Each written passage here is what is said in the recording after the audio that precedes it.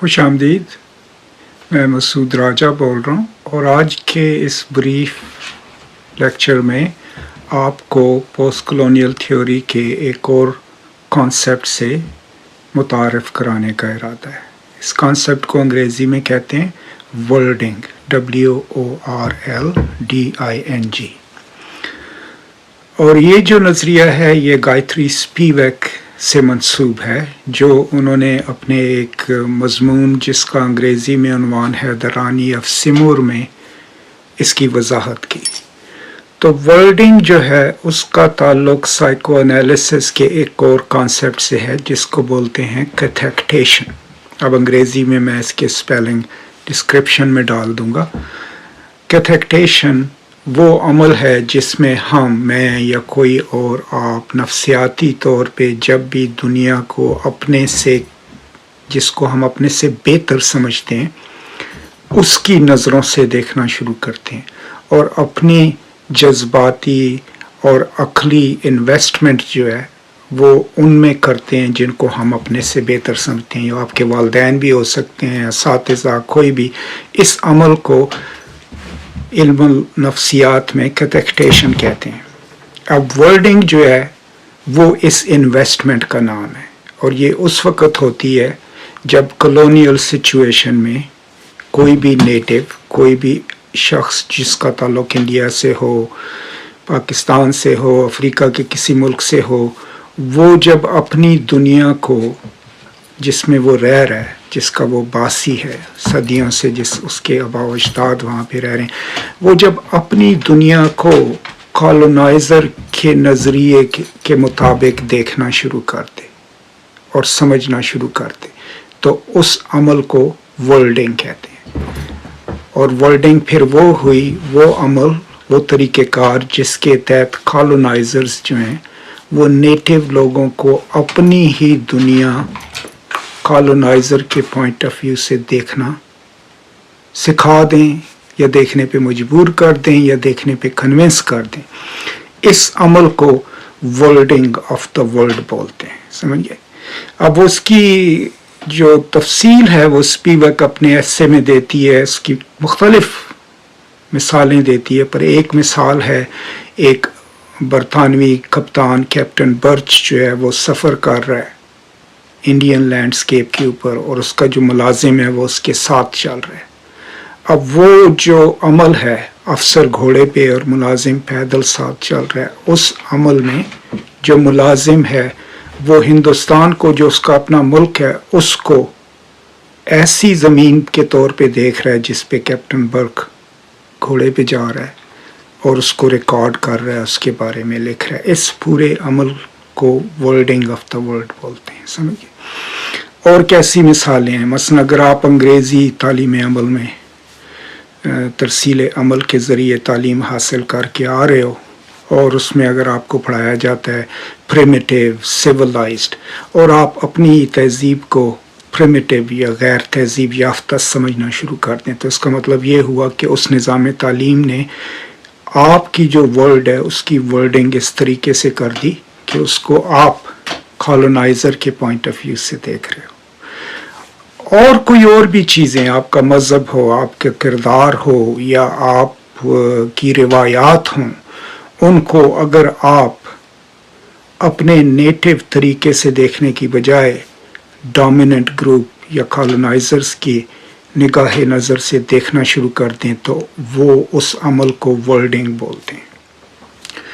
अब इसकी और भी काफ़ी मिसालें मौजूद हैं, मगर अगर आप अफ्रीकी अदब में जाएं तो पीबटेक की दो नज़में हैं, हाँ, the song of Lawino and song of Ocol. जो सॉन्ग ऑफ लाविनो है जिसमें हस्बैंड जो है अपनी बीवी के बारे में लिख रहा है, ये दोनों एक अफ्रीकी कपल है। तो हस्बैंड की जो भी ज़ुबान है वो अब यूरोप से पढ़ के आया है, तो उसने जो कुछ सीखा है अफ्रीका के बारे में यूरोप में, वो उन्हीं स्टीरियोटाइप्स को इस्तेमाल कर रहा है, समझिए। तो उसकी वर्डिंग ऐसी हो गई कि अफ्रीका उसके लिए वही बन गया जो यूरोपियन उसको कहते हैं कि ये प्रिमिटिव है, इसमें तालीम नहीं है, इसका लोग जो है सिविलाइज नहीं है, राइट।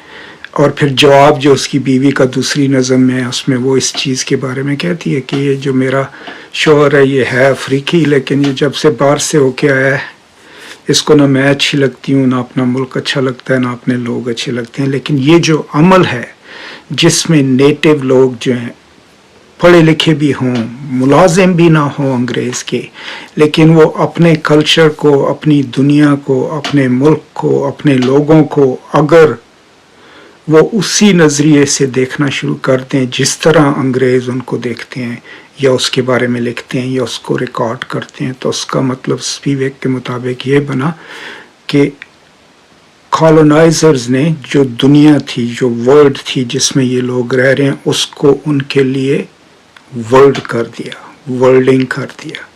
تو دیٹس رفلی یہ کانسیپٹ ہے. کافی مشکل کانسیپٹ ہے لیکن اس کی میں نے سمپل سی آپ کو تفصیل بتا دی.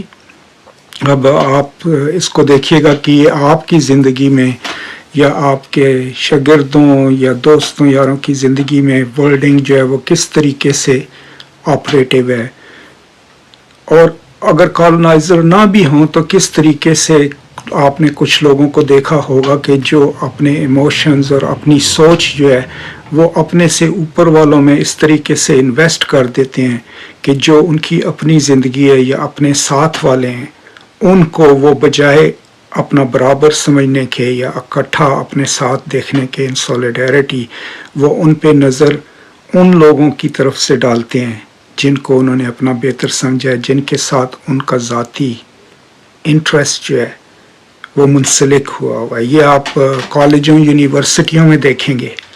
اگر آپ پروفیسر ہو، آپ کے ساتھ کے پروفیسر جو آپ کے ساتھ ہیں کیونکہ وہ آپ کو اور اپنے آپ کو اور جو جہاں پہ آپ نوکری کر رہے ہو اس ساری دنیا کو، اس کی ورلڈنگ ان کے لیے ایسی ہوئی ہے کہ جی اگر ان کے تعلقات وائس چانسلر سے اچھے ہوں، دین سے اچھے ہوں تو ان کو ترقی ملے گی. تو اس ورلڈنگ میں جب بجائے یہ کہ وہ آپ کے ساتھ مل کر کام کریں، آپ کا ساتھ دیں، ٹھیک ہے، وہ آپ کو یہ بتانے کی کوشش کریں گے کہ یار یہ نظام اچھا ہے، برا نہیں ہوگا، دیکھ انصاف ہے، تسی لوکاں نال بڑھا کے رکھو. سملرلی جینڈر میں بھی یہی ہوتا ہے کہ عورتیں خود دوسری عورتوں کو بتائیں گی کہ تمہیں یہ کرنا چاہیے اچھا تاکہ تمہاری شادی اچھی رہے، تمہاری زندگی اچھی رہے. وہ بھی جو ہے جینڈرڈ ورلڈنگ ہے جس کو مردوں نے نافذ کیا، لیکن عورتیں بھی پھر اپنے تعلقات، اپنی دنیا اس ورلڈنگ کے مطابق دیکھتی ہیں اور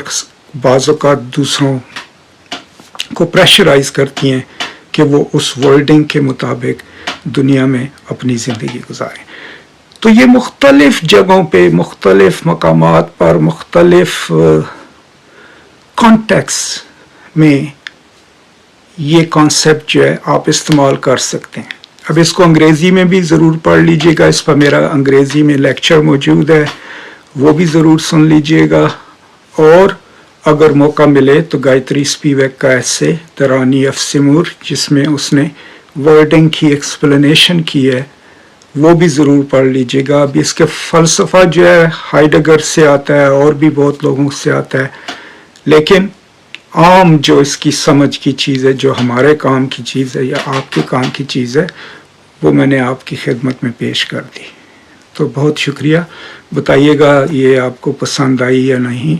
آپ کے اس کے بارے میں اگر جو کوئی بھی سوچ ہو تو اس کو برائے مہربانی کامنٹس میں ڈال دیجئے. بہت شکریہ. میں پھر حاضر ہوں گا کسی اور کانسیپٹ کو اردو میں لے کے. اس وقت تک اجازت. تھینک یو سو مچ. خدا حافظ اور پیس اینڈ لو.